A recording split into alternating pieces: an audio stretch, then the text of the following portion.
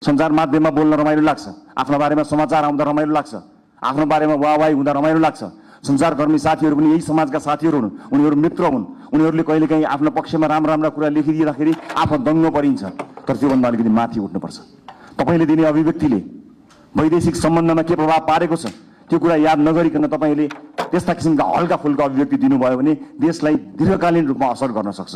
अब तपाईँ हिजोको मान्छे होइन, अब जिम्मेवार सांसद हो, जिम्मेवार राजनीतिकर्मी हो, जिम्मेवार प्रतिनिधि सभाको सदस्य हो।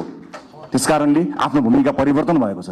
होइन जो कोहीलाई अझै पनि म अभियन्ता हुँ भन्ने लाग्छ, अझै पनि पुरानो पेसाकर्मी हुँ जस्तो लाग्छ, जो कोहीलाई म हिजोकै जस्तै भनौँ न यदि जिम्मेवार नभए पनि सार्वजनिक अभिव्यक्ति जस्तो दिन्थे त्यस्तै दिन्छु भन्ने जस्तो लाग्छ भने you are more than welcome to live this hall. तपाईँहरू सांसदको भूमिकाबाट बाहिर जान सक्नुहुन्छ, केही पनि फरक पर्दैन।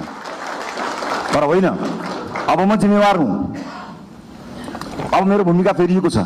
देशका कानुनहरू मैले फेर्नु पर्नेछ, कानुनहरूमा संशोधन ल्याउनु पर्नेछ, नयाँ कानुनहरू ल्याउनु पर्नेछ। मलाई मत दिएका जनताको घर घरमा खुसियाली आउनु पर्नेछ र मलाई मत दिएका जनताको चुलो बोल्नु पर्नेछ। मलाई मत दिएका जनतालाई प्रभाव पर्नु पर्नेछ। उनीहरूले मैले जस्तै अस्पतालमा उपचार गर्न जाँदा बेड पाउनुपर्छ, कसैको फोर्स बिना भन्ने कुराको महसुस तपाईँलाई हुनुपर्छ। म तपाईँहरू अनुरोध गर्न चाहन्छु, सक्नुहुन्छ भने सकेसम्म आफूलाई सरकारी अस्पतालमा उपचार गराउनुहोस्।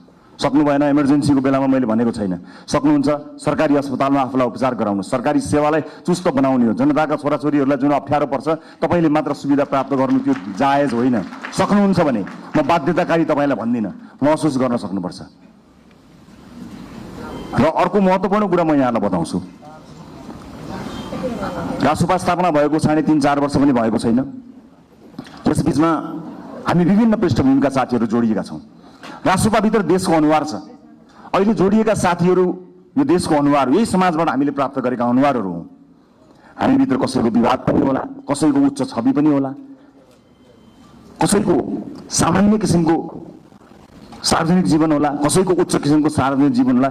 जे जस्तो भए तापनि एउटा कुरा आज मैले साथीहरूलाई राखेर स्पष्ट के बताउनु पर्छ भने सरकार 2/3 छ, सङ्ख्या घट्ला अथवा सरकार बहुमतमा रहन्छ, सङ्ख्या घट्ला अल्पमतमा पर्ला भन्ने कुराको प्रवाह नगरिकन रासोपाले जन्मदेखि आफ्नो विधानमा स्थापित गरेको राइट टु रिकलको व्यवस्थालाई यसपटक कडाइका साथ लागू गर्नेछ।